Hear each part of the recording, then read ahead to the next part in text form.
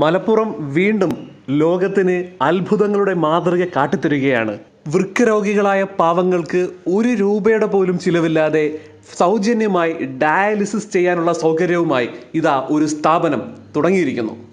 പിന്തിരിപ്പന്മാരായ രാഷ്ട്രീയ നേതാക്കന്മാരുടെ എതിർപ്പിനെ അവഗണിച്ചുകൊണ്ട്, പണവും സ്വാധീനമുള്ള സ്വകാര്യ ആശുപത്രി മാഫിയകളുടെ എതിർപ്പിനെ അവഗണിച്ചുകൊണ്ട് ഇതാ മലപ്പുറം ജില്ലയിലെ കാടാമ്പുഴ ക്ഷേത്രത്തിലെ ദേവസ്വം ബോർഡ് പാവപ്പെട്ട രോഗികൾക്കായി ഒരു മൾട്ടി സ്പെഷ്യാലിറ്റി ഡയാലിസിസ് സെൻറ്റർ തുടങ്ങിയിരിക്കുന്നു. കാണാം അതിൻ്റെ പൂർണ്ണമായ വിശേഷം. വളരെ പ്രധാനപ്പെട്ട ഒരു കാര്യം, ഇത് കണ്ടതിന് ശേഷം നമ്മളെ കേരളത്തിലുള്ള അമ്പലം പള്ളി കമ്മിറ്റിക്കാർ തീർച്ചയായിട്ടും ചിന്തിച്ചു തുടങ്ങണം. കാര്യം കുറച്ച് ക്യാഷ് മാത്രം മതി ഇത്തരം സ്ഥാപനങ്ങൾ തുടങ്ങാനായിട്ട്.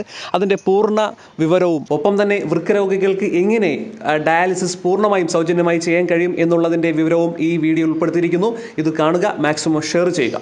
നമുക്കറിയാം, നമ്മുടെ നാട്ടിലൊക്കെ ഇഷ്ടംപോലെ വരുമാനമുള്ള അമ്പലങ്ങളും പള്ളികളും ഒക്കെയുണ്ട്.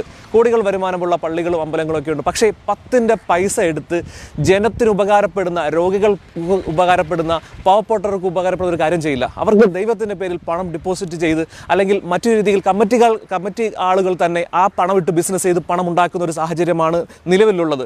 പക്ഷേ ഈ സ്ഥാപനം, ഈ ഒരു ചാരിറ്റബിൾ ട്രസ്റ്റ്, അതായത് കാടാമ്പുഴ ദേവീക്ഷേത്രത്തിലെ ചാരിറ്റബിൾ ട്രസ്റ്റ് ലോകത്തിന് തന്നെ മാതൃകയാകുന്ന ഒരു കാര്യം ചെയ്തിരിക്കുകയാണ്.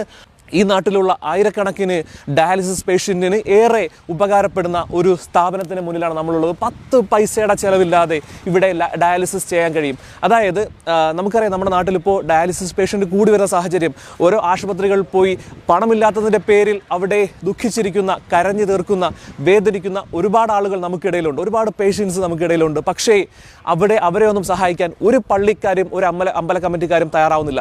അങ്ങനെയുള്ള സാഹചര്യത്തിലാണ് ഈ കാണുന്ന ഈ സ്ഥാപനം ഇത്രയും നല്ല രീതിയിൽ ചെയ്ത് ഒരു സ്ഥാപനം തുടങ്ങിയിരിക്കുന്നത്.